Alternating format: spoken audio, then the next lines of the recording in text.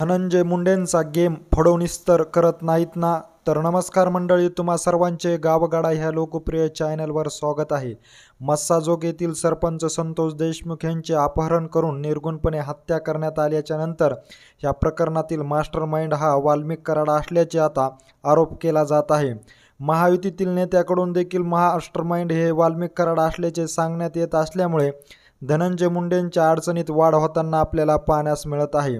हा सर्व प्रकार देवेंद्र फडणवीस तर करत नाहीत ना, अशी देखील चर्चा आता बीड जिल्ह्यासह महाराष्ट्रात होताना पाहण्यास मिळत आहे. कारण संतोष देशमुख यांच्या हत्या प्रकरणातील मास्टरमाइंड हा वाल्मिक कराड असून यांचा सर्वांचा आका धनंजय मुंडे असल्याचे सांगण्यात येत असल्यामुळे आता धनंजय मुंडे यांच्या अडचणीत वाढ होत असल्याचे आपल्याला पाहण्यास मिळत आहे.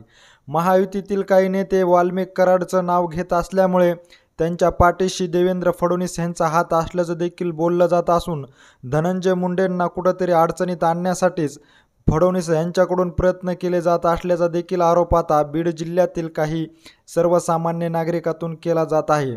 धनंजय मुंडेंचा गेम करण्यासाठी फडणवीसच रणनीती आखीत असल्याचं देखील बोललं जात असल्यामुळे धनंजय मुंडे यांना मंत्रिपदापासून दूर ठेवण्यासाठी फडणवीसच हे सर्व काही घडवून आणत असल्याचं देखील बोललं जात असल्यामुळे राजकारणामध्ये धनंजय मुंडे यांचा संतोष देशमुख यांच्या प्रकरणाआडून गेम होत असल्याचं देखील आता सांगण्यात येत आहे.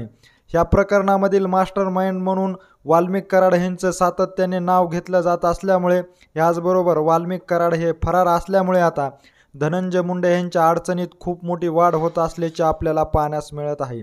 या सर्व प्रकरणामागे देवेंद्र फडणवीस यांचा हात असल्याचं देखील सांगण्यात येत असून या प्रकरणाच्या आडून धनंजय मुंडे यांचा गेम करण्याची रणनीती असल्याचं सांगण्यात येत आहे. एकंदरीत ह्या सर्व घडामोडीविषयी नेमकं तुम्हाला काय वाटतंय हे आम्हाला आमच्या कमेंट बॉक्समध्ये नक्की कळवा. आणि अशीच अपडेट जर तुम्हाला वेळोवेळी जाणून घ्यायची असेल आणि तुम्ही अजूनही आमच्या चॅनलला जर सबस्क्राईब केलं नसेल तर नक्की सबस्क्राईब करा. धन्यवाद.